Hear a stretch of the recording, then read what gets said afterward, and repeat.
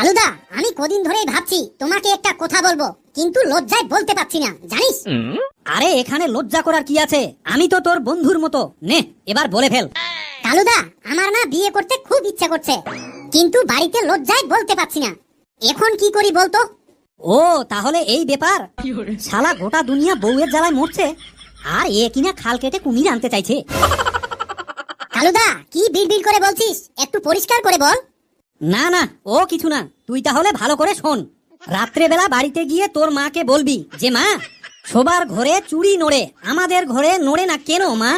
তখন তোর মা বুঝে যাবে, আর তোর জন্য একটা সুন্দর দেখে কাল নাগিনী এনে দেবে, যে কিনা ও কারণে তোর উপর সারাক্ষণ ফসফস করতেই থাকবে। তোরা এবার চুপ কর, স্যার আসছে। Good morning sir. Good morning, good morning. কিরে, কাল তোদের কি যেন পড়ে আসতে বলেছিলাম, তা পড়ে এসেছিস তো? স্যার, বর্তমানে মেয়েদের সংসার ভাঙার কারণ কি, এই বিষয়ে বিস্তারিত পড়ে আসতে বলেছিলেন। স্যার, আমি তো পড়েই এসেছি, বাকি এদের কথা আমি বলতে পারবো না। ঠিক আছে, ঠিক আছে। আজ আমাদের দেশ কত উন্নত হয়ে গেছে, এখন সবকিছুই ডিজিটাল, তাই না কালু? স্যার, আপনি একেবারে ঠিক বলেছেন। তাই তো আজও আমাদের দেশে পথের দুর্গা ধর্ষণ হচ্ছে, গর্ভের দুর্গাকে হত্যা করা হচ্ছে, জন্মধাত্রী দুর্গাকে বৃদ্ধাশ্রমে পাঠানো হচ্ছে। আর সব থেকে অবাক করা বিষয় হলো, কোটি কোটি টাকা খরচ করে মাটির দুর্গাকে পূজা করা হচ্ছে। চোখের সামনেই সবকিছুই শেষ, তবুও নাকি ডিজিটাল দেশ। আচ্ছা কালু, তোর দাদু দিদা কি এখনো বেঁচে আছে? হ্যাঁ স্যার, এখনো ওরা পুরো রোমান্টিক মুডে আছে। বলিস কি রে, তা কেমন রোমান্টিক শুনি? স্যার, আমি একদিন দাদুকে বললাম, দাদু কি ব্যাপার, এই বুড়ো বয়সেও দিদার সঙ্গে রোষের কথা বলছো?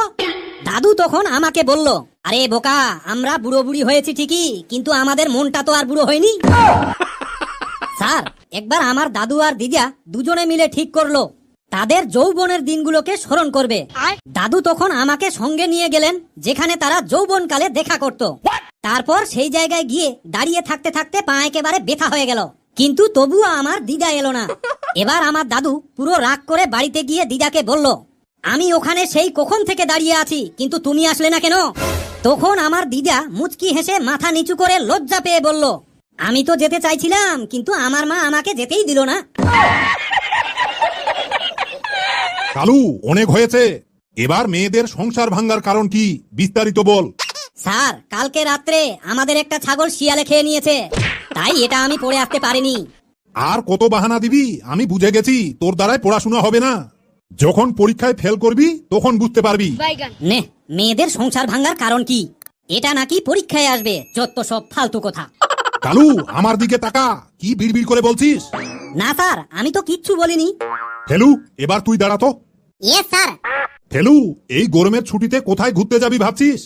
স্যার, আমরা সবাই মিলে ঠিক করেছি, এক একজন বাবাদের কাছ থেকে 5 লাখ করে টাকা নেব, আর মালয়েশিয়া থেকে কয়েকদিন ঘুরে আসবো।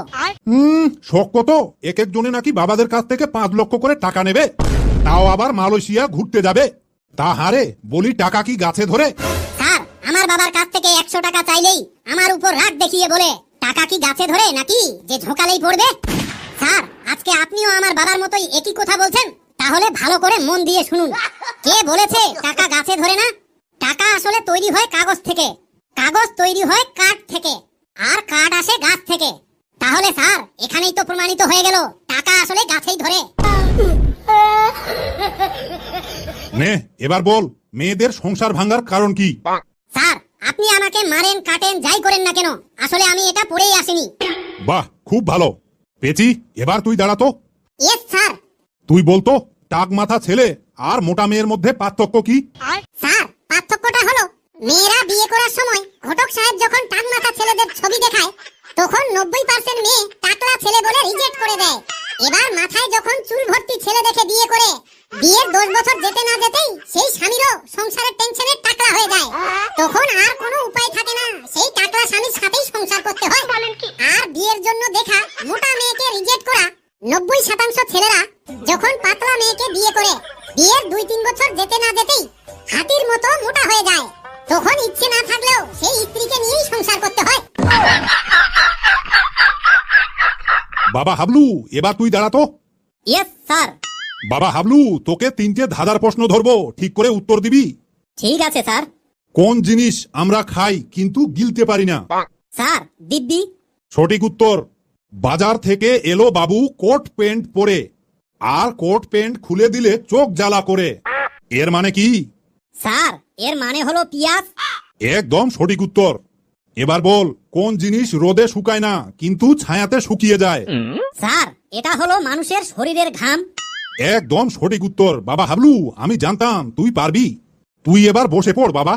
ভিডিওটি দেখে কেমন লাগলো কমেন্ট করে জানাতে ভুলবেন না। আপনারা লাইক, শেয়ার, কমেন্ট করলে আমরা খুব সহজে বুঝতে পারি আমাদের এই ভিডিওটি আপনাদের কেমন লেগেছে। আর যারা এখন পর্যন্ত আমাদের চ্যানেলটিকে সাবস্ক্রাইব করেননি, তারা দয়া করে এক্ষুনি সাবস্ক্রাইব করে দিন, কারণ আপনার একটা সাবস্ক্রাইব আমাদেরকে পরবর্তী ভিডিও বানাতে উৎসাহিত করে। আবারও দেখা হবে নতুন কোনো হাসির ভিডিওতে। এভাবেই দাঁত কেলিয়ে হাসুন আর সুস্থ থাকুন। ধন্যবাদ।